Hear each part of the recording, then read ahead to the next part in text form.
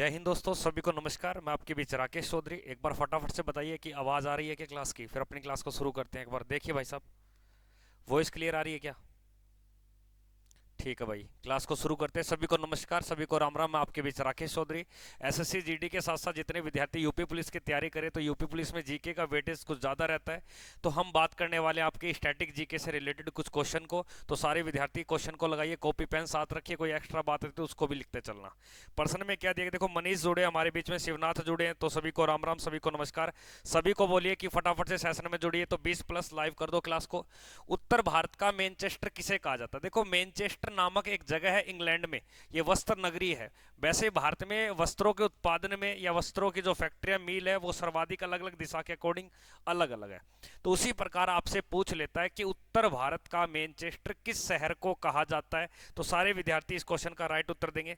उत्तर भारत का मैनचेस्टर किस शहर का है? लखनऊ को या इलाहाबाद को या वाराणसी को या कानपुर को?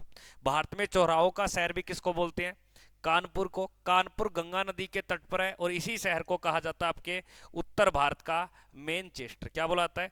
उत्तर भारत का मैनचेस्टर। लेकिन आपसे पूछेगा दक्षिण भारत का, दक्षिण भारत का, तो दक्षिण भारत का जो मैनचेस्टर है वो किसको बोलते हैं? कोयम्बटूर को।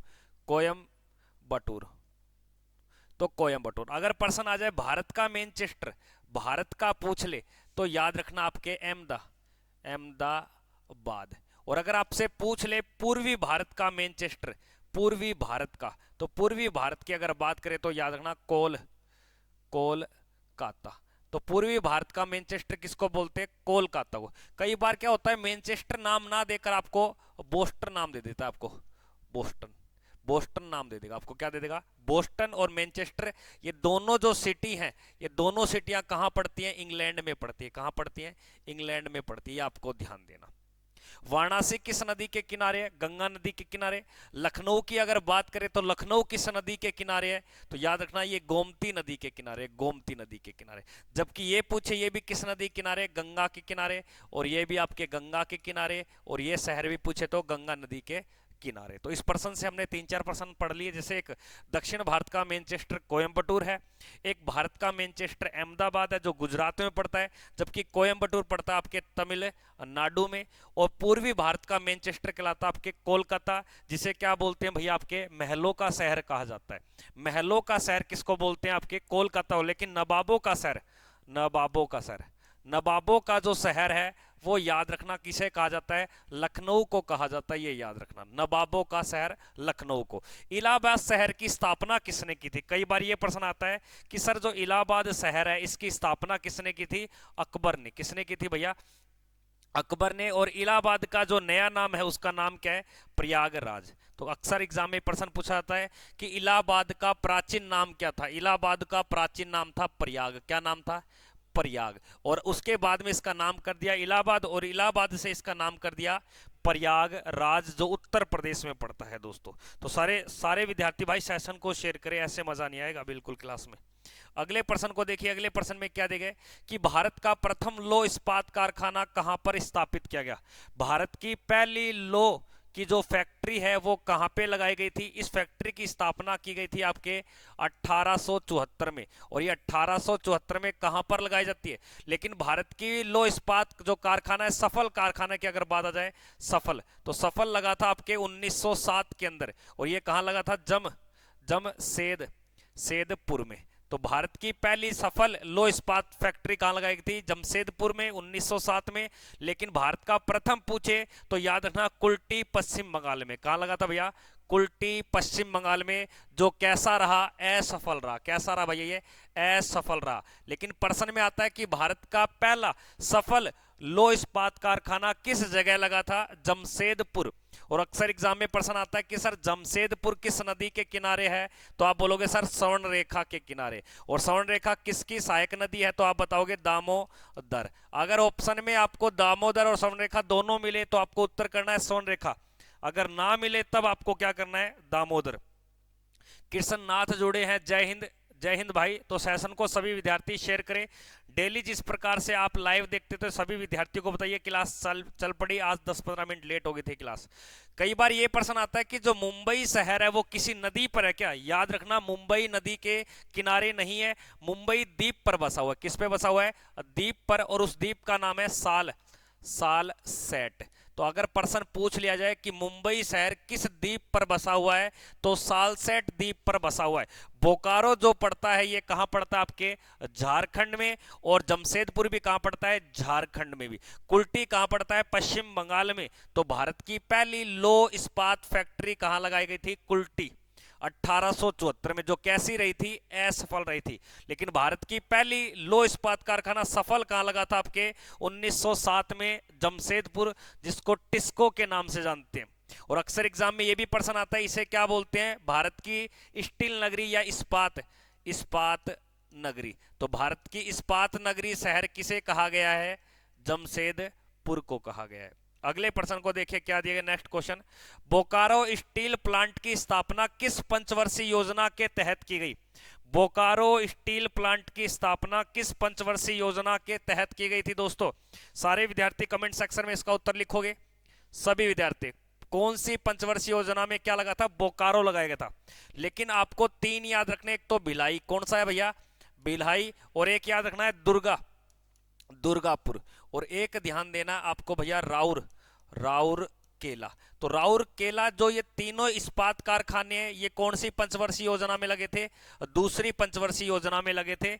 और याद रखना, आपके जो बोकारो की बात कर रहा है, इस बोकारो का सहयोग दिया था किसने भैया? रूस ने। और ये इस्पात कारखाना लगा था तीसरी में। और किस समय लगा था? 1964 में इसकी स्थापना की जाती है। जो बोकारो क्षेत्र है वो किस राज्य के अंदर पड़ता है? झारखंड के अंदर। किसके अंदर पड़ता है? झारखंड के अंदर। याद रखना, आपसे अक्सर पूछा जाता है कि पहली पंचवर्षीय योजना कब चली थी? 1951 से 56। और दूसरी पंचवर्षीय योजना चली थी 1956 से लेकर 61 तक। और तीसरी पंचवर्षीय योजना चली थी 1961 से लेकर आपके 1966 तक। और फिर 3 साल तक एक एक साल की क्या बनी थी? योजनाएं बनी थी। इस कारण 1969 से लेकर 1974 तक आपके कौन सी पंचवर्षीय योजना चली? चौथी। कुल पंचवर्षीय योजनाएं पूछे तो कितनी चली है भैया? 12 चली है। कितनी चली है? 12। आज पंचवर्षीय योजनाएं नहीं चलती, इसकी जगह क्या चलता है? अब नीति आयोग चलता है, तत्कालीन योजनाएं बनती हैं। ठीक है ना? इस प्रश्न का राइट उत्तर हम क्या करेंगे? तीसरी पंचवर्षीय, क्योंकि 1964 में लगा था, तो 1964 देख लो किसके बीच में आ रहा है? तीसरी के अंदर आ रहा है। और कई बार प्रश्न आता है कि दूसरी पंचवर्षीय का उद्देश्य क्या था? उद्देश्य कि भारत के अंदर क्या करना? उद्योगों की स्थापना करना। तो अक्सर प्रश्न आ जाए कि कौन सी पंचवर्षीय योजना के तहत भारत में उद्योगों की स्थापना का लक्ष्य रखा गया? दूसरी पंचवर्षीय योजना।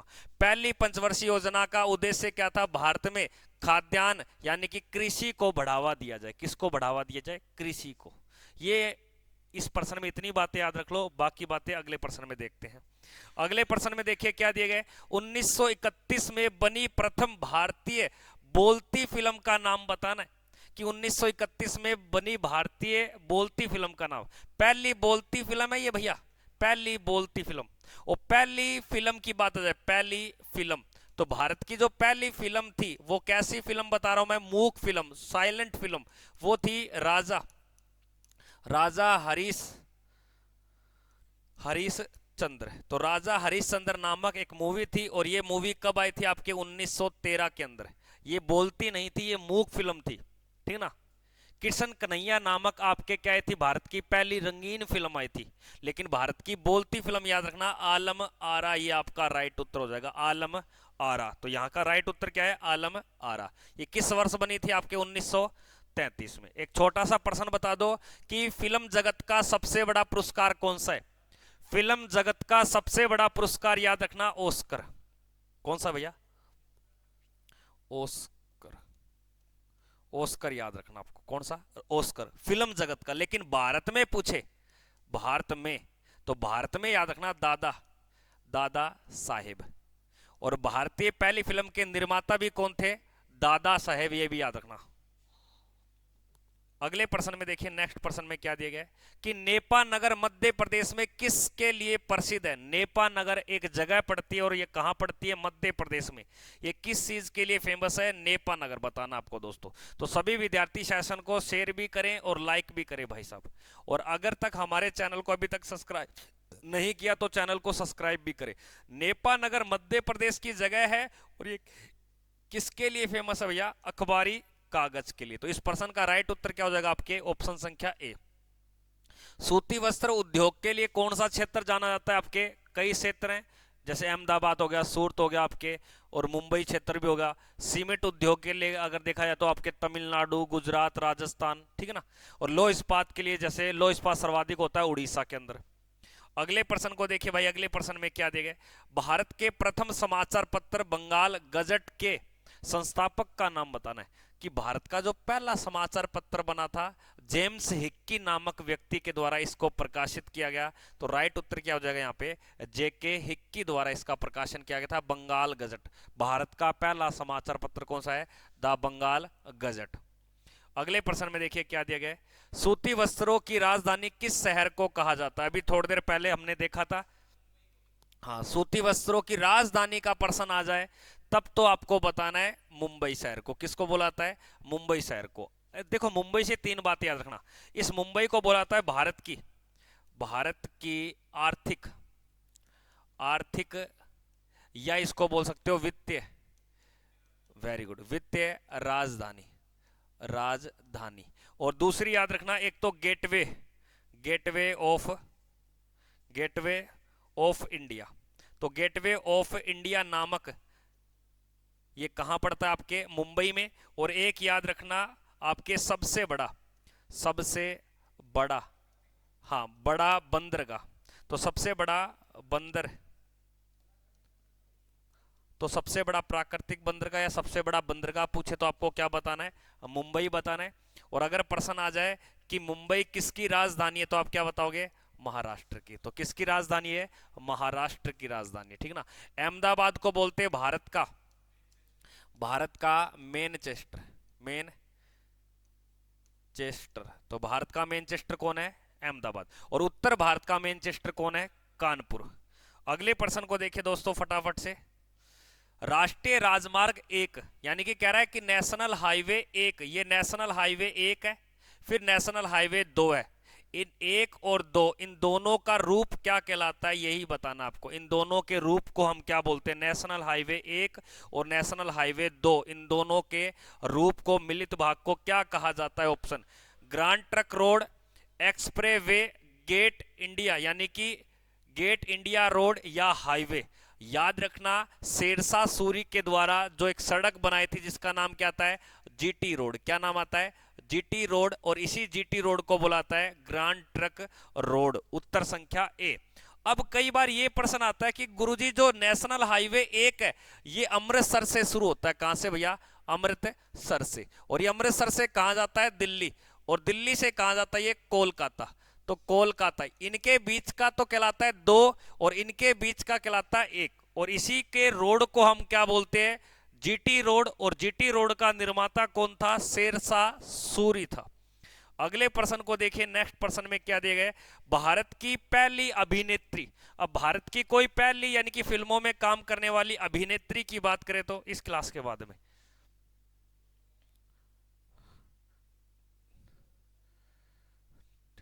हाँ, भारत की पहली अभिनेत्री कौन थी जिसे राज्यसभा का सदस्य चुना गया था। ये राज्यसभा के अंदर बनने वाली भारत की पहली महिला अभिनेत्री की बात कर रहा है। और अभिनेत्री का नाम आएगा यहाँ पे नरगिस दत्त। अभी आपने सुना होगा संजय दत्त, ठीक है ना, नायक नहीं मैं खलनायक, ऐसे गाने सुने होंगे आपने।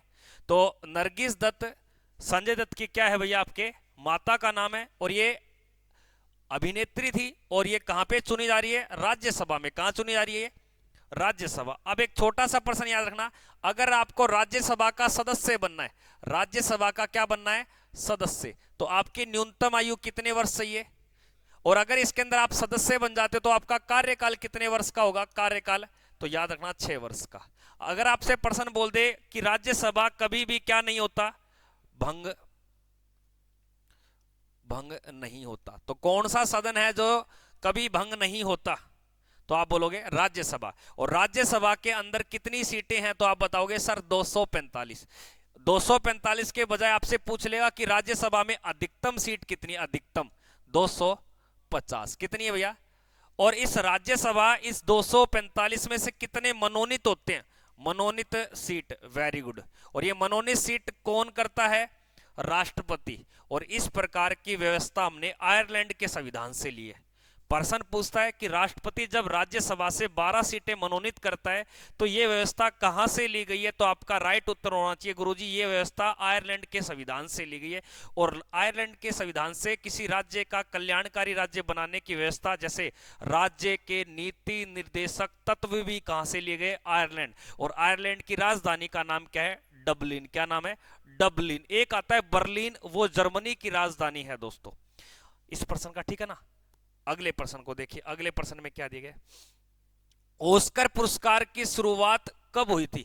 ऑस्कर पुरस्कार जो अमेरिका की ड्रामा साइंस कंपनी के द्वारा दिया जाता है, 1890 में, 1929 में, 1920 में, 1934 में। ऑस्कर पुरस्कार विश्व का सबसे बड़ा क्या है, फिल्म क्षेत्र में दिए जाने वाला सम्मान है ऑस्कर पुरस्कार। और इस पुरस्कार की स्थापना हुई थी 1929 में, 1929 में। जबकि भारत में जो दिया जाता है उसका नाम आता है दादा साहेब। क्या नाम आता है, दादा साहेब। तो दादा साहेब फाल्के नामक जो पुरस्कार है इसकी स्थापना की गई थी 1969 में। कब की गई थी, 1969। और 1969 में एक संगठन बना था जिसका नाम आता है इसरो। क्या नाम आता है, इसरो। तो यानी कि भारत का कोई अंतरिक्ष में कार्य कर रहा है, उस संगठन का नाम क्या है, ISRO, Indian space research organisation. और इसका हेडक्वार्टर भी कहां पड़ता है, बेंगलुरु में। और ये किस वर्ष बना था, 1969 में। और 1969 में कौन सा पुरस्कार चलाया गया था, दादा साहेब फाल्के। और दादा साहेब फाल्के किस क्षेत्र में दिया जाता है, फिल्म में।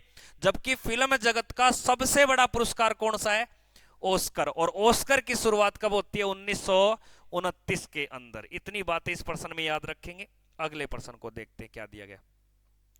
पहला रेल अधिनियम कब बना था। देखो पहला रेल अधिनियम का मतलब है कि रेलवे से कोई दुर्घटना घटी, और ये दुर्घटना घटी थी आपके पाल घाट, सॉरी थार घाट दर्रे के ऊपर जो महाराष्ट्र के अंदर।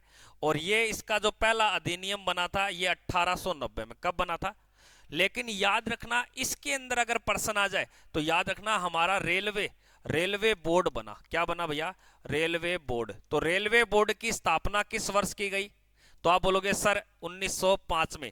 जबकि रेलवे की जो शुरुआत हुई थी वो कब हुई थी शुरुआत, तो आप बोलोगे सर 1853 में। ये किसके समय हुई थी, लॉर्ड डलहौजी के समय ये आपके की गई थी। जबकि रेलवे बोर्ड की स्थापना किसके समय, लॉर्ड कर्जन के समय, कैनिंग नहीं, लॉर्ड कर्जन के समय।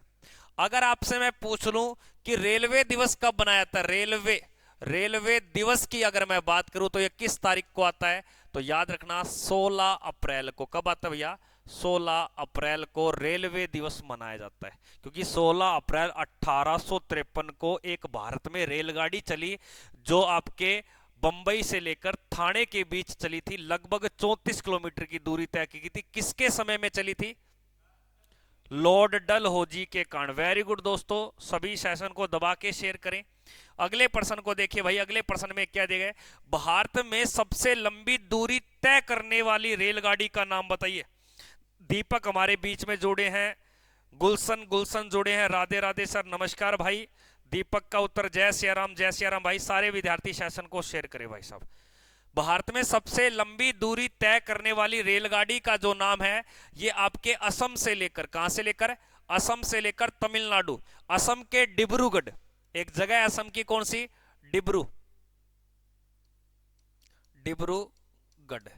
तो डिब्रूगढ़ से लेकर ये कन्याकुमारी तक जाती है। कहां जाती है, कन्याकुमारी।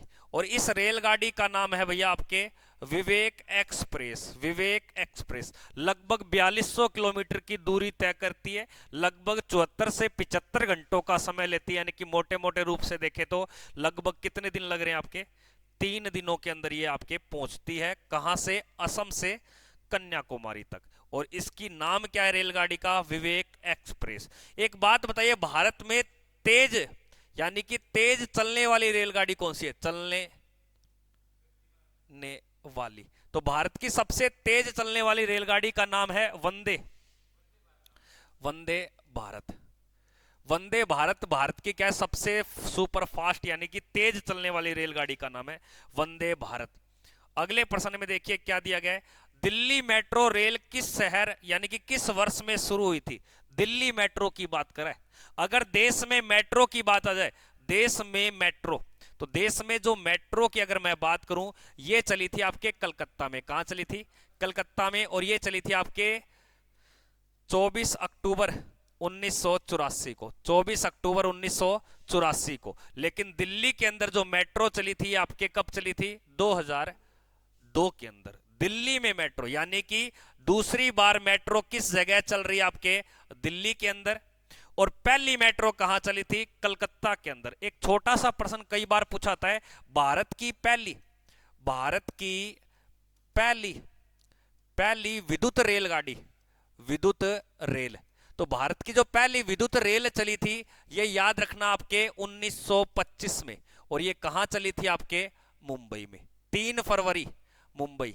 तो भारत की पहली विद्युत रेलगाड़ी किस शहर चली? मुंबई। भारत की रेलगाड़ी भी कहां चली? मुंबई। जबकि भारत की पहली मेट्रो पूछे, ये कहां चली? कलकत्ता। जबकि भारत की दूसरी मेट्रो पूछे तो ये कहां चली? आपके 2002 दिल्ली के अंदर। राजवीर हाँ गुरुजी प्रणाम, नमस्कार भाई राजवीर गुजर, बहुत देर बाद जुड़ा है तू क्लास में, तुझे पढ़ना नहीं है क्या? ठीक है, अब तू अभी अग्निवीर में लगा है, फौजी लग चुका है, तो कोई बड़ी बात नहीं है, बड़ी पोस्ट के लिए और तैयारी कर ले थोड़ी सी। या मनोज बनेगा तू भी, आईपीएस की तैयारी करेगा या आईएएस की तैयारी करेगा? आगे देखिए क्या दिया गया प्रश्न। भारत में प्रथम जनगणना, भारत की पहली जनगणना की शुरुआत लॉर्ड मेयो ने करवाई थी। कि भारत में कितने व्यक्ति हैं, कितने क्षेत्र पे कितने निवास करते हैं, तो इनकी जो जानकारी लेने के लिए सबसे पहले कार्य किसने करवाया? लॉर्ड मेयो ने करवाया। लेकिन किस वर्ष में करवाया? वर्ष पूछ रहा है। Very good. भारत की पहली जनगणना किस वर्ष होती है? 1872। लेकिन कई बार प्रश्न आता है कि भारत की पहली दशकीय जनगणना कैसी भैया? दशकीय जनगणना। अब दशकीय जनगणना का मतलब समझे नहीं, भारत की पहली नियमित जनगणना। तो भारत की पहली जो नियमित जनगणना है वो करवाई थी आपके 1881 में। और किस व्यक्ति ने करवाई? ये प्रश्न आता है, तो याद रखना लॉर्ड रिपन। किसने करवाई थी? लॉर्ड रिपन ने करवाई थी, जो सबसे अच्छा वायसराय बताया जाता है। जनगणना का अंतराल पूछ लू तो शिवनाथ बताएगा क्या? अंतराल, वेरी गुड। कितने वर्षों में होता है? 10 वर्ष का अंतराल रहता है। भारत की स्वतंत्रता के बाद पहली जनगणना, स्वतंत्रता के बाद पहली जनगणना नहीं, 50 नहीं, जिनके पीछे क्या मिलेगा आपको? एक एक क्रम। तो हाँ, और अभी जो लेटेस्ट की जनगणना अपने देखते हो आंकड़े, वो कौन से नंबर की देखते हो? 2011वीं। और ये कौन से नंबर की जनगणना है? 15वीं जनगणना। कौन सी यानी कि 2011 की जनगणना का आंकड़ा पूछे तो क्या बताओगे? 15वीं। लेकिन इसके अनुसार पूछे तो एक कम कर देना, 14वीं। हाँ, अगले प्रश्न को देखिए भाई। नेक्स्ट प्रश्न में क्या दिया गया? गुलशन का लॉर्ड रिपन, गुलशन क्या कह रहा है? बंदे, अच्छा वंदे भारत बता रहा है क्या? चलो कोई नहीं, आगे देखिए। 82.5 डिग्री पूर्वी देशांतर है। देखो ग्लोब के ऊपर आपको इस प्रकार की रेखाएं मिलती हैं, इस प्रकार की रेखाएं। और ये रेखाएं क्या करती है? हर एक क्षेत्र का क्या बताती है? समय बताती है। क्या बताती है? समय बताती है। उसी प्रकार का भारत का जो समय बताती है, भारत का समय बताने वाली, अब भारत का क्या समय है ये कौन बताती है? 82.5 डिग्री पूर्वी देशांतर रेखा, ये भारत का समय बताती है। और इस रेखा को बोलते हैं भारत की मानक समय रेखा। कैसी रेखा? मानक समय रेखा। क्योंकि इस रेखा से भारत का समय लिया गया, क्योंकि ये विश्व की समय रेखा से कितना घंटे आगे? ये 5.5 घंटे आगे। कई बार ये प्रश्न आता है कि भारत की मानक समय रेखा अंतरराष्ट्रीय समय रेखा से कितने घंटे आगे है? 5.5 घंटे आगे है। और इस रेखा के ऊपर भारत में 12 बज रहे होंगे ना, तो पूरे भारत का समय भी क्या होगा? 12 बजा होगा। इसलिए ये भारत के कितने राज्यों पर स्पर्श होती है? 5। पांचों के नाम याद रखना। सबसे ऊपर यूपी, उसके बाद में मध्य प्रदेश, उसके बाद में छत्तीसगढ़, और उसके बाद में उड़ीसा, और उड़ीसा के बाद में भैया आंध्र प्रदेश। आंध्र प्रदेश यानी कि आंध्र प्रदेश। अर्जुन भी जुड़े क्लास में, 5 उत्तर बता रहे, बिल्कुल सही बात है। 82.5 डिग्री ये जो समय लिया गया, ये कहां से लिया गया? आपके प्रयागराज। अगर प्रश्न आ जाए इस रेखा के सबसे नजदीक शहर कौन सा है? शहर है तो याद रखना, इस रेखा के सबसे नजदीक शहर का नाम याद रखना, नैनी शहर। कौन सा भैया? नैनी शहर। और नैनी शहर कहां पड़ता है? प्रयागराज की तहसील है मिर्जापुर, और मिर्जापुर का एक गांव या शहर है, सिटी, नैनी शहर। अगले प्रश्न को देखिए भैया। अगले प्रश्न में क्या दिया गया? नेक्स्ट क्वेश्चन, भारत की मुख्य भूमि से लगे समुद्री तटीय सीमा की लंबाई बतानी है। अब मुख्य भूमि ये जो आपके कच्छ से लेकर 24 परगना क्षेत्र, तो परगना क्षेत्र के बीच में है, तो ये वाली आपको बतानी है। टोटल मुख्य भूमि पूछ लिया, देखो मुख्य भूमि बताना है। अगर प्रश्न आ जाए भारत की कुल जलीय सीमा, तो आपका राइट उत्तर क्या हो जाएगा? 75, 16 पॉइंट आपके 6 किलोमीटर हो जाएगा। लेकिन इसने क्या बोला है? मुख्य भूमि की बतानी है 6100। अब ये मुख्य भूमि की सीमा कितने राज्यों से लगी है? कितने राज्यों से लगी है? राज्यों से लगी है। वेरी गुड, आज तो सही उत्तर देने लग रहे हो फटाफट। 9 राज्यों से। कितने राज्यों से लगी है? 9 राज्यों से लगी है। इस 9 में से ज्यादा लगती है, यानी कि सबसे लंबी लगती है गुजरात। किससे लगती है? और सबसे छोटी, यानी कि सबसे छोटी जो सीमा लगती है छोटी, वो किससे लगती है? गोवा से। गोवा से लगती है 106 किलोमीटर, और गुजरात से लगती है आपके 1215 किलोमीटर, यानी कि 1214.5 किलोमीटर की सीमा। मनीष ने भी उत्तर दिया कि गुरुजी 9 राज्यों से लगी है। वेरी गुड भाई साहब, आज अच्छे से तैयारी आपके सभी बच्चों की। अगले प्रश्न में देखिए क्या दिया गया है कि जनगणना किस सूची का विषय है? जनगणना किस सूची का विषय है? अब जनगणना करवाता कौन है? ध्यान रखना, केंद्र सरकार। कौन करवाती है? केंद्र सरकार। अब केंद्र सरकार जो भी कार्य करवाती है उसको रखा जाता है संघ सूची में। किसको रखा जाता है? संघ सूची। और इन संघ सूची का जो उल्लेख है भारतीय संविधान की कौन सी सूची के अंदर? यह अनुसूची मिलेगा 7वीं। इस 7वीं अनुसूची के अंदर कितनी सूचियां हैं? सूचियां कितनी? नहीं, इसके अंदर कितनी सूचियां हैं? जैसे संघ सूची, राज्य सूची, और एक और है, दोनों मिलकर काम करेगी, केंद्र सरकार राज्य सरकार। ऑस्ट्रेलिया लेडी है वह समवर्ती। यानी कि इसके अंदर कितनी सूचियां हैं? एक तो संघ सूची है, एक राज्य सूची है, और एक आपके समवर्ती। अगर आपसे प्रश्न आ जाए कि सूचियों का उल्लेख कौन सी अनुसूची में है? 7वीं। जनगणना कौन करवाता है? तो आप बोलोगे केंद्र सरकार। अब केंद्र सरकार का भी कोई मंत्रालय होगा, मंत्रालय। तो याद रखना कैसा मंत्रालय भैया? तो यानी कि केंद्र सरकार में कौन करवाता है इसको? गृह मंत्रालय करवाता है। और गृह मंत्रालय का अभी अध्यक्ष या लीडर कौन है? अगर पूछ ले कि केंद्र सरकार में गृह मंत्री कौन है? अमित शाह। ठीक है ना? तो केंद्र सरकार में जितने भी काम होंगे वो कौन सी सूची में होंगे? संघ सूची के अंदर। और ये संघ सूची या जितनी भी सूचियां हैं वो कौन सी अनुसूची में है? 7वीं। इसके अंदर क्या मिलती है आपको?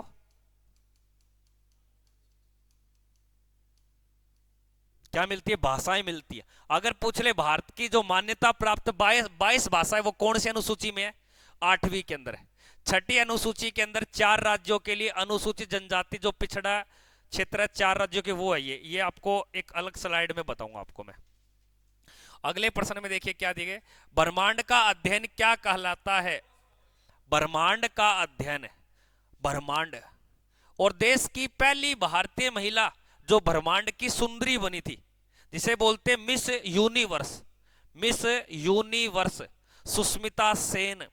भारत की पहली मिस वर्ल्ड जो बनी थी उसका नाम आता है रीता फारिया। ब्रह्मांड के अध्ययन को बोला जाता है कोस्मोलॉजी। क्या बोलते हैं? कोस्मोलॉजी। ठीक ना। अगले प्रश्न को देखिए क्या दिया गया, नेक्स्ट क्वेश्चन। पृथ्वी का ध्रुवीय विश्वतीय व्यास कितना है? विश्वतीय व्यास। अब पृथ्वी का विश्वतीय व्यास मतलब ये आपके पृथ्वी, ये क्या है? पृथ्वी। अगर आपने पृथ्वी के बीच की मोटाई माप ली, पृथ्वी के बीच की क्या माप ली? मोटाई। अब कोई गोल गुब्बारा है, अब उसके बीच का आपने क्या माप लिया? व्यास। व्यास का मतलब होता है बीच की मोटाई कितने मीटर की है, उसकी आधा आधा क्या कहलाती है? रेडियस, यानी कि उसको क्या बोलते हैं? त्रिज्या। अब ये जो बीच की जो मोटाई है, इसी को हम क्या बोलते हैं? विश्वतीय व्यास, या इसको दूसरी भाषा में बोला जाता है भूमध्य, भूमध्य व्यास। इसको क्या बोलते हैं? भूमध्य व्यास। इंग्लिश में बोलते हैं इसको इक्वेटर। आपके क्या बोला जाता है? इक्वेटर। तो इसकी जो डिस्टेंस है वो कितने किलोमीटर है? तो याद रखना 12,756 किलोमीटर, 12,756 किलोमीटर। लेकिन अगर प्रश्न आ जाए कि पृथ्वी की ध्रुवीय ध्रुवीय ध्रुवीय व्यास, व्यास, तो ध्रुवीय व्यास बताना इस प्रकार। अब ये कितने मोटा है आपके पृथ्वी? तो ये याद रखना आपके 12,714। पृथ्वी की ऊपर से पोलो से इसकी जो मोटाई बताई जाएगी वो कितनी है? 12,714। लेकिन बीच में कितना मोटा है पृथ्वी, यानी कि इसको व्यास। जैसे आपने कोई एक एप्पल ले लिया, अब एप्पल के आपने ऊपर से कोई पेन को प्रकार को रोप दिया, अब पता चला कि पेन और प्रकार इतने साइज के अंदर आपके घुस गया। आप देसी बात हम बोलेगा ना, भीतर बढ़ गयो। अब ये भीतर बढ़े अड़ंगो कितनो क्या क्या किलोमीटर गयो? 12,714 किलोमीटर का। लेकिन अब उसी सेब को इस प्रकार से प्रकार देखा गया तो प्रकार कुछ ज्यादा अंदर चला गया। तो अब ये ज्यादा जो अंदर गया इसका नाम क्या दे दिया हमने? विश्वतीय व्यास, क्योंकि भूमध्य रेखा को विश्वत बोला जाता है। और ये कितनी है? 12,756 किलोमीटर की। अगले प्रश्न को देखिए, नेक्स्ट प्रश्न में क्या देंगे? चंद्रमा का प्रकाश। आपने देखा होगा कि प्रकाश हमें कौन देता है? हमारे सौर मंडल में प्रकाश दे रहा है सूर्य। कौन दे रहा है? सन दे रहा है। अब सन से प्रकाश टकराया किससे? अब मून से टकरा के ये कहां पहुंच गया? आपके अर्थ पे। तो नाम चलेगा आपके चंद्रमा का। अगर सीधा प्रकाश आ जाए कि सूर्य का पृथ्वी तक, सूर्य का पृथ्वी तक, सूर्य का पृथ्वी तक, पृथ्वी तक प्रकाश पहुंचता है आपके 8 मिनट 20 सेकंड में। लेकिन चंद्रमा से पृथ्वी का, यानी कि चंद्रमा से पृथ्वी पूछा है प्रश्न में, तो आपका राइट उत्तर हो जाएगा 1.3 सेकंड। 1.3 सेकंड के अंदर पहुंच जाता है, लगभग 2 सेकंड भी नहीं लगते। देख लो दोस्तों, तो इस प्रश्न का राइट उत्तर क्या हो जाएगा भाई साहब? गुजर साहब कह रहे हैं कि तीसरा उत्तर आएगा। 3 सेकंड कहां लगते हैं मेरे भाई? 1.3 सेकंड लगते हैं। 1 पॉइंट दूसरे सेकंड का तीसरा हिस्सा ये। तो यानी कि इसका राइट उत्तर हो जाएगा आपकी ऑप्शन संख्या डी ऑप्शन। अगले प्रश्न को देखिए क्या दिए गए कि ब्रह्मांड की आयु, हमारे ब्रह्मांड की आयु के साथ साथ याद रखना हमारे जो सूर्य की आयु है, सूर्य की आयु, तो सूर्य की आयु याद रखना 10 अरब वर्ष है। कितनी है सूर्य की आयु? 10 अरब वर्ष है। जब सूर्य की आयु 10 अरब वर्ष है तो पृथ्वी की भी आयु कितनी हो जाएगी? 10 अरब वर्ष। लेकिन ब्रह्मांड की आयु पूछे तो 13.7 बिलियन वर्ष आपको बतानी है। बिलियन आपका राइट उत्तर हो जाएगा। अगला प्रश्न देखिए, दो देशांतर रेखाओं के बीच की दूरी को क्या बोलते हैं? अब देखो ये एक क्या हो गया इसको, अब एक ये जगह और एक ये जगह, ये एक देशांतर रेखा और ये एक देशांतर रेखा, ये दोनों देशांतर रेखाएं। जबकि हमारे ग्लोब पर जो इस प्रकार की रेखाएं होती हैं इनको बोलते हैं, क्या बोलते हैं? अक्षांश। क्या बोलते हैं? अक्षांश। और याद रखना अक्षांशों के बीच की जगह को, अक्षांशों की जो बीच होती है उस बीच की जगह को बोलते हैं कटिबंध। क्या बोलते हैं? कटिबंध कहा जाता है। जबकि देशांतरों के बीच की दूरी को बोलते हैं आपके गोरे। क्या बोलते हैं? गोरे कहा जाता है। तो इस प्रश्न का राइट उत्तर हो जाएगा ऑप्शन संख्या बी बिल्कुल। अगर मैं आपसे प्रश्न बोल दूं कि देशांतर रेखाएं कितनी होती है टोटल, तो आप बोलोगे सर 360। कितनी होती हैं? 360। अक्षांश कितनी होती हैं? 181। अक्षांश पूछे तो 181, जबकि अक्षांश रेखा बोले, अक्षांश रेखा होती है 179। अक्षांश रेखा बोले तो बताना आपको 179। अक्षांश बोले तो कितना बताओगे? 181। जबकि देशांतर रेखाएं या देशांतर बोले तो कितनी होती है? 60। ये छोटी बड़ी होती है क्योंकि बीच में भूमध्य बड़ा होता है, फिर ऊपर जाते हैं छोटी होती है, जबकि देशांतर एक समान होती है। ये वर्ताकार होती है, गोल गोल होती है, जबकि ऊपर वाली क्या होती है, अर्ध गोलाकार। कैसी होती है भैया, अर्ध गोलाकार। ठीक है, अगले प्रश्न को देखिए क्या दिए गए। भारतीय मिसाइल कार्यक्रम के जनक किसे माना जाता है? अब भारत में जो मिसाइल के संबंध में जो कार्यक्रम किया था वो किसको माना जाता है जनक? राजवीर गुर्जर। डिलीट करने से कुछ नहीं चलेगा क्योंकि माइंड में, दिमाग में आपने 3 सेकंड बिठा लिया है, तो आगे से उस माइंड वाले जवाब को डिलीट कर दो और वहां 1.3 सेकंड कर दिया जाए। तो ये जितने बच्चे आज सेशन को छोड़ रहे हैं ना बीच बीच में, ये गलत बात है। अब सारे बच्चे सेशन को ज्वाइन करें और शेयर भी करें, और औरों को भी तो बताएं कि डेली इसी प्रकार क्लास होती है। सुबह आपके मैथ की क्लास, रीजनिंग की क्लास, जीके की क्लास, भैया सारी क्लासें आपके लिए प्रोवाइड करवाते, फिर भी आप सेशन को नहीं लेते। भारतीय मिसाइल मैन का कौन है भैया? Very good, APJ Abdul Kalam. Wings of fire नामक पुस्तक भी किसकी है? एपीजे अब्दुल कलाम।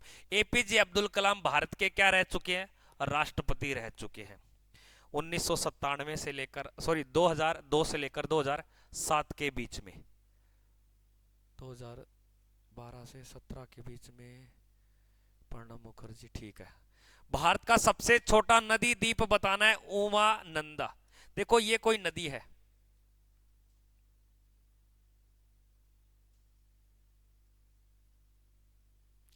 अब ये नदी का नाम है ब्रह्मपुत्र। क्या नाम है? अब ब्रह्मपुत्र के बीच में एक ये बड़ा द्वीप बना, इसका नाम क्या है? मांजुली। कई बार प्रश्न आता है कि देश का सबसे बड़ा नदी द्वीप का नाम क्या है? मांजुली।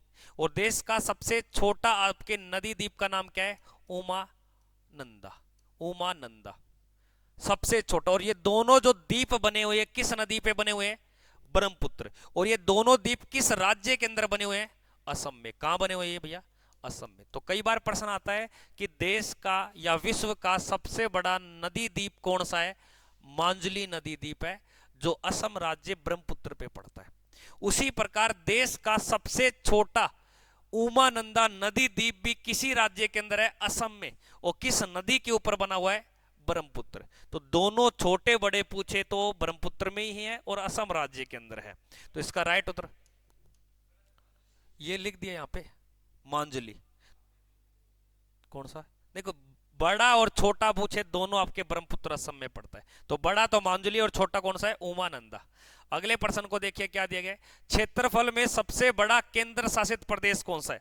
क्षेत्रफल की दृष्टि से भारत का सबसे बड़ा केंद्र शासित प्रदेश बताइए सभी विद्यार्थी। सभी विद्यार्थी बताइए, केंद्र शासित प्रदेश क्षेत्रफल की दृष्टि से।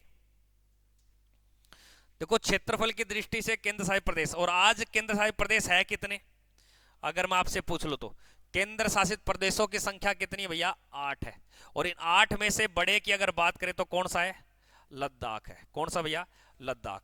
59,146 वर्ग किलोमीटर में। हाँ, जनसंख्या में कौन हो जाएगा? दिल्ली।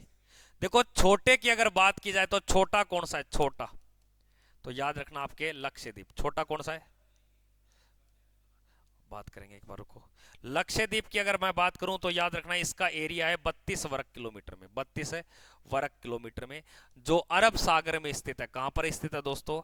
अरब सागर में स्थित है, ये ध्यान देना। अगले प्रश्न को देखिए। अगले प्रश्न में क्या दिया गया? नेक्स्ट क्वेश्चन, भारत में सर्वाधिक वर्षा किस स्थान पर होती है? भारत में सबसे ज्यादा वर्षा वाला स्थान पूछ रहा है। लेह में, चेरापूंजी में, या लद्दाख में, या मासिनराम में? तो सबसे कम की बात करें तो कम कहां होती है आपके? लद्दाख के लेह में होती है। कहां पे होती है? लद्दाख के। सबसे ज्यादा होती है मेघालय। कहां होती है? मेघालय। और मेघालय में किस जगह पे होती है? मानसिनराम। लेकिन पहाड़ियां बोले, किस पहाड़ियों पर होती है? पहाड़ियों पर तो याद रखना खांसी की पहाड़ियों पर। किसकी पहाड़ियों भैया? खांसी की पहाड़ियों पर होती है। ये खांसी की पहाड़ियों के नीचे जगह पड़ता है। चेरापूंजी बोले तो याद रखना ये दूसरा स्थान है। कौन सा स्थान है? दूसरा स्थान। तो भारत में सबसे ज्यादा वर्षा वाला दूसरी जगह कौन सी है? चेरापूंजी। और ये चेरापूंजी भी किस राज्य में पड़ता है? मेघालय। तो सन 2018 से पहले भारत में ज्यादा वर्षा कहां होती थी? चेरापूंजी। और 2018 और वर्तमान में अगर पूछा है तो कौन सा है? मासिन राम है। अगले प्रश्न को देखिए, प्रायद्वीपीय भारत की सबसे लंबी नदी। अब प्रायद्वीपीय भारत का मतलब है नीचे का भारत है, इस वाले भारत की बात कर रहा है, यानी कि इसको हम क्या बोलेंगे, दक्षिण भारत। क्या बोलेंगे, दक्षिण भारत। तो दक्षिण भारत की सबसे लंबी नदी पूछ रहा है, तो लंबी नदी कौन सी है, गोदावरी, जिसकी लंबाई है 1465 किलोमीटर। कावेरी नदी की लंबाई है 805 किलोमीटर, और वहीं पर आपके पूछ ले नर्मदा की लंबाई है 1320 किलोमीटर। याद रखना इसके अंदर एक नदी है ये वाली, इसका नाम है गोदावरी। क्या नाम है, गोदावरी। ये तो एक नंबर हो गई। इसके बाद में एक नदी है, इसका नाम है आपके भैया 2 नंबर की कृष्णा। क्या नाम है, कृष्णा। और कृष्णा की लंबाई है 1400 किलोमीटर। कितनी है, और पहली कौन है, 1465, गोदावरी। और 3 नंबर पे यहां पर एक नदी पड़ती है, इसका नाम है भैया आपके नर्मदा। तीसरे नंबर पे कौन है, नर्मदा। तो तीसरे नंबर का याद रखना 1320 किलोमीटर, ये आपको बताना है, ठीक है ना। उसके बाद में एक नदी यहां पड़ती है, इस नदी का नाम है 4 नंबर पे। तो 4 नंबर की जो नदी है उसका नाम है महानदी। क्या नाम है, महानदी, जो आपकी उड़ीसा में पड़ती है, 858 किलोमीटर लंबाई है, ठीक है। उसके बाद में एक नदी यहां पड़ती है, इसका नाम है 5वें नंबर की, और 5वें नंबर की जो नदी है उसका नाम है कावेरी। क्या नाम है, कावेरी। और कावेरी नदी की लंबाई है 805। फिर एक नदी यहां पड़ती है, इस नदी का नाम है, यानी कि कौन से नंबर की है, 6 नंबर की। इस 6 नंबर की नदी का नाम है आपके भैया ताप्ती। क्या नाम है, ताप्ती। तो ताप्ती की लंबाई है 724। तो कई बार ऐसा प्रश्न आता है कि दक्षिण भारत में नदियों के घटता क्रम बताइए, बड़ी कौन सी है, फिर उससे छोटी, फिर छोटी, फिर छोटी, इस प्रकार आपसे प्रश्न पूछ लेता है दोस्तों, ये ध्यान देना आप। दीपक जुड़े, गुरुजी डी उत्तर बता रहे हैं, ठीक है। अगर प्रश्न आ जाए दक्षिण भारत की गंगा, दक्षिण भारत की गंगा पूछे तो क्या बोलोगे, कावेरी। लेकिन प्रश्न आएगा दक्षिणी गंगा, दक्षिणी गंगा, और दक्षिणी गंगा किसको बोलते हैं, और बूढ़ी गंगा, और प्रश्न आएगा वृद्ध गंगा, वृद्ध गंगा, बूढ़ी गंगा, वृद्ध गंगा। और भारत की सबसे पुरानी नदी, प्राचीन नदी भी कौन सी है, और नासिक शहर किस नदी के किनारे है, गोदावरी। भारत की लंबी पूछ ले तो आपसे, भारत की लंबी, और भारत की लंबी आएगी भैया आपके 2525 में, नाम क्या है, गंगा नदी है। अगले प्रश्न को देखिए, नेक्स्ट प्रश्न में क्या दिए गए। हाँ, विश्व की सबसे बड़ी नदी बोले तो अमेजन नदी है, लेकिन लंबाई जो तय करती है, आयतन पूछ ले फैलाव में बड़ी कौन सी है, तो अमेजन। लेकिन लंबाई पूछे तो ज्यादा किसकी है, आपके नील नदी की। विश्व की सबसे बड़ी नदी अमेजन, विश्व की सबसे लंबी नदी पूछ ले तो बताना नील नदी। विश्व की सबसे बड़ी आयतन की दृष्टि से, पानी के फैलाव की दृष्टि से, अपवा तंत्र बड़ा यानी कि पानी ज्यादा, तो अमेजन नदी आता है। भारत का सबसे बड़ा गुंबज, गोल गुंबज कहां पड़ता है, इस प्रकार का आपके गोल गुंबज है। नहीं नहीं नहीं, एक तो आएगा गोल घर। क्या नाम आएगा, गोल घर। तो गोल घर पूछ ले तो बताना पटना में। कहां पड़ता है, पटना में। लेकिन गोल गुंबज पूछे तो बताना बीजापुर। कहां पड़ता है भैया, बीजापुर। और बीजापुर पड़ता है आपके कर्नाटक में। कहां पड़ता है, कर्नाटक। गोल गुंबज की अगर बात बोले तो कर्नाटक बताओगे, गोल घर बोले तो पटना। लेकिन गोल कुंडा किला पूछ ले, गोल कुंडा किला, तो ये आपका जवाब होगा हैदराबाद। और ये हैदराबाद कहां पड़ता है, तेलंगाना में। गोल गुंबज बीजापुर, गोल घर पटना, और गोल कुंडा आपके हैदराबाद के अंदर। ये आपको ध्यान देना है। अगले प्रश्न को देखिए भाई, अगले प्रश्न में क्या दिया गया। राष्ट्रीय गान का प्रकाशन सर्वप्रथम कहां पर किया गया था, राष्ट्रीय गान का प्रकाशन यानी कि कहां पर किया गया था, किसमें किया गया था सबसे पहले। देखो, ये एक पत्रिका के माध्यम से सन 1912 के अंदर, सन 1912 के अंदर इस पत्रिका के माध्यम से इसका प्रकाशन किया गया। तत्वबोधिनी पत्रिका के अंदर सबसे पहले राष्ट्रीय गान का व्यक्तियों के सामने इसका प्रकाशन किया गया था 1912 में। लेकिन राष्ट्रीय गान को गाया गया, राष्ट्रीय गान को गाया गया तो याद रखना 1911 में। इस राष्ट्रीय गान को संविधान में जोड़ा, संविधान में जोड़ा, ये प्रश्न कई बार आता है। संविधान में शामिल किया, हाँ शामिल किया, तो याद रखना 24 जनवरी 1950 को, 24 जनवरी 1950 को राष्ट्रीय गान, राष्ट्रीय गीत और राष्ट्रपति इन तीनों को शामिल किया जाता है 24 जनवरी 1950 के अंदर। तो आज का सेशन का अपना 35 यानी कि 30वां क्वेश्चन है, 35 पूरे करेंगे इसमें। भारत का राष्ट्रीय कैलेंडर को भारत सरकार द्वारा कब अपनाया गया था? राष्ट्रीय गान सॉरी राष्ट्रीय कैलेंडर को कब अपनाया गया था? और राष्ट्रीय कैलेंडर का नाम क्या है? शक संवत, शक संवत। और इस शक संवत की जो नींव रखी थी, ये रखी थी 78 ईस्वी में। कब रखी थी? 78 ईस्वी में। कौन से राजा ने चलाया था ये? कनिष्क। किस राजा के द्वारा चलाया गया था? ये कनिष्क के द्वारा चलाया गया था। और इसे हमें एक संविधान में जो अपना लिया, ये अपना लिया 22 मार्च 1957। और इस कैलेंडर का पहला महीना पूछता है, पहला महीना और जो आपके मार्च अप्रैल के बीच में आता है, तो याद रखना चैत्र। क्या बताओगे? चैत्र। और इसका जो अंतिम महीना है, अंतिम, वो याद रखना आपके क्या हो जाएगा? अंतिम महीना, हाँ फाल्गुन। कई बार ये प्रश्न आता है कि चैत्र महीने की अगर तारीख देखा जाए तो ये 21 मार्च को शुरू होता है। कब होता है ये? 21 मार्च को। अगर जब लीप वर्ष होगा तो ये किस को शुरू होगा? 22 मार्च को। तो कई बार प्रश्न आता है कि जो हमारा हिंदू कैलेंडर है, इसकी तारीख पूछ लेता है किस तारीख को शुरू होता है? ये 21 मार्च को। अगर लीप वर्ष का मतलब जिस साल फरवरी 29 दिन की है ना, तो ये 21 मार्च को शुरू ना होकर कब शुरू होगा? ये 22 मार्च को। तो कई बार ये भी प्रश्न आता है कि हिंदू कैलेंडर किस तारीख को शुरू होता है जिसका चैत्र महीना? तो 21 मार्च। लीप वर्ष है तो ये 22 मार्च को। यानी कि 4 साल में तो एक बार ये 22 मार्च को होता है, 3 साल ये आपके 21 मार्च को। इस कैलेंडर का नाम क्या है? शक संवत। राजा कनिष्क के द्वारा इसकी शुरुआत की गई थी किस वर्ष में? 78 ईस्वी में। लेकिन भारतीय संविधान में इसको जोड़ दिया गया कब? 22 मार्च 1957 को। अगले प्रश्न में देखिए क्या दिया गया। आधुनिक युग का तुलसी किसे कहा जाता है? आधुनिक युग का तुलसी पूछ रहा है।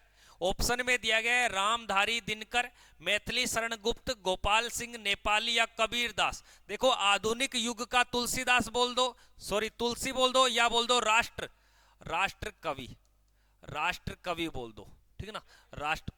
राष्ट्र कवि या आधुनिक युग का तुलसी। तो आपका जवाब होगा मैथिली शरण गुप्त। और इस मैथिली शरण गुप्त की एक रचना याद रखना, भारत भारती। तो भारत भारती किसकी है? आपके मैथिली शरण गुप्त। और इस कबीरदास की एक रचना याद रखना जिसका नाम आता है बीजक। तो बीजक नामक रचना किसकी है भैया? कबीर दास की। किसकी रचना है दोस्तों? कबीर दास की। अगले प्रश्न को देखते हैं, नेक्स्ट क्वेश्चन को क्या दिया गया? रेल बजट को समाप्त कर दिया, कि बोला कि रेल बजट को आम बजट, सॉरी माफी चाहता हूं, रेल बजट को सामान्य बजट, यानी कि पहले 2 बजट होते थे, एक को तो हम बोलते थे आम बजट। क्या बोलते थे भैया? आम बजट। पहले ये एक ही बजट था। क्या बजट था? ये एक बजट था। और ये बजट कब तक था? आपके 1924 में। कब तक था ये? 1924। बोला गया इस बजट से हमने कौन से बजट को अलग करना है? Rail budget. तो यानी कि आम या सामान्य बजट कितने बजट में टूट गया? 2 बजट में। एक का नाम आता है सामान्य बजट, आम बजट, दूसरे का नाम आ गया रेल बजट। अब वापिस दोनों को कब एक कर दिया? तो याद रखना 2016 और आपके 2016-17 में इन दोनों को क्या कर दिया? यानी कि एक कर दिया। और दोनों को एक साथ कब प्रस्तुत कर दिया? यानी कि वापस ये रेल और आम बजट दोनों एक साथ कब से मिलने लग गए? 2017 से। लेकिन ये अलग कब हुए थे? आपके 1924 में। इसके लिए एक समिति या सिफारिश बनी जिसका नाम आता है ओकवर्थ समिति। क्या बनी थी? वर्थ समिति के तहत आम बजट से किसको कर दिया था? रेल बजट को अलग निकाला गया था, ठीक है ना? अगले प्रश्न को देखिए क्या दिया गया। स्वतंत्र भारत का प्रथम बजट किसने पेश किया था? यानी कि 1947 में जो पहला बजट रखा गया था, इस बजट को रखेगा कौन? वित्त मंत्री रखता है। तो हमारे देश का वित्त मंत्री था आपके R.K. शनमुखन सेठी नामक व्यक्ति, ठीक है ना? जॉन मथाई हमारे देश का पहला क्या था? तो हमारे देश का पहला जॉन मथाई क्या था? रेल मंत्री। R.K. सन्मुख सेठी द्वारा क्या किया था भारत का, यानी कि बजट पेश किया था, क्योंकि ये वित्त मंत्री था देश का। आज वित्त मंत्री कौन है? निर्मला सीतारमन। और आज रेल मंत्री कौन है? अश्वनी वैष्णव। आगे देखते हैं अगले प्रश्न में। आज की क्लास का सेकंड लास्ट क्वेश्चन है, आरबीआई बैंक के पहले भारतीय गवर्नर की बात कर रहा है, पहले भारतीय गवर्नर। और ध्यान देना, आरबीआई बैंक का पहला गवर्नर पूछ ले, पहला गवर्नर, सीधा प्रश्न आएगा पहला गवर्नर कौन था, तो याद रखना सर ओस ब्रोन स्मिथ। सर ओस बोन स्मिथ, ये कि अंग्रेज था, लेकिन यहां प्रश्न में अंग्रेज की बात नहीं कर रहा कि हमारे देश का कोई बन रहा हो, तो याद रखना सीडी देशमुख। आरबीआई का पहला भारतीय पूछे तो बताना सीडी देशमुख, लेकिन आरबीआई का पहला गवर्नर पूछे तो ये रहा सर ओस ब्रोन स्मिथ, पहला गवर्नर था, लेकिन भारतीय पूछे तो ये बताना है। लास्ट क्वेश्चन देखते हैं भाई आज की क्लास का, क्या दिया गया? भारत का सबसे गहरा बंदरगाह कौन सा है? सबसे गहरा बंदरगाह की अगर बात की जाए तो वो बताना आपको कौन सा बंदरगाह है। देखो सबसे बड़ा पूछे तो बताना आपको, सबसे बड़ा आपको कृत्रिम बंदरगाह पूछ ले, कृत्रिम बंदरगाह तो आपका चेन्नई। और सबसे प्राचीन की संख्या आती है तो कांडला बताते हैं, कांडला के बजाय आपको लोथल भी याद रखना है, और ये आपका राइट उत्तर हो जाएगा। और ये कहां पड़ता है? आपके आंध्र प्रदेश के अंदर। कहां पड़ता है ये? आंध्र प्रदेश के अंदर। एक छोटा सा प्रश्न पूछता हूं, वर्तमान में कौन सी राज्यसभा चल रही है? और जिसने बता दिया उसको अभी 100 रुपए भेंट मैं करता हूं। कमेंट सेक्शन में ये देखता हूं, वर्तमान में कौन सी राज्यसभा चल रही है, अगर कोई बताता है तो 100 रुपए उसको भेंट किए जाएंगे। फटाफट से उत्तर दीजिए इस वाले क्वेश्चन का।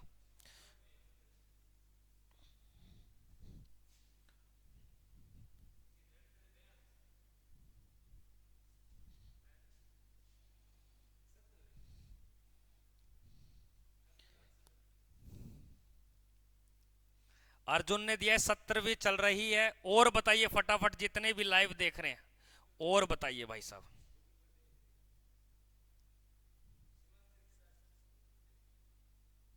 कौन बताया जाओ? देख रहा हूं जितने लाइव हैं ये बच्चे ये बताते हैं या नहीं बताते। अर्जन का एक का उत्तर आया कि 17वीं चल रही है सर। और बताइए भाई साहब फटाफट से, ठीक है ना? तो ये बाद में वीडियो के कमेंट सेक्शन में लिख देना कि इसका उत्तर क्या मिलेगा आपको, तो तब देख लेंगे। आज की क्लास को यहीं पे समाप्त करते हैं। मैं आपके बीच राकेश चौधरी, मिलते हैं भैया जीके क्लास में नेक्स्ट वीडियो में। तब तक के लिए जय हिंद, वंदे मातरम, शुभ रात्रि।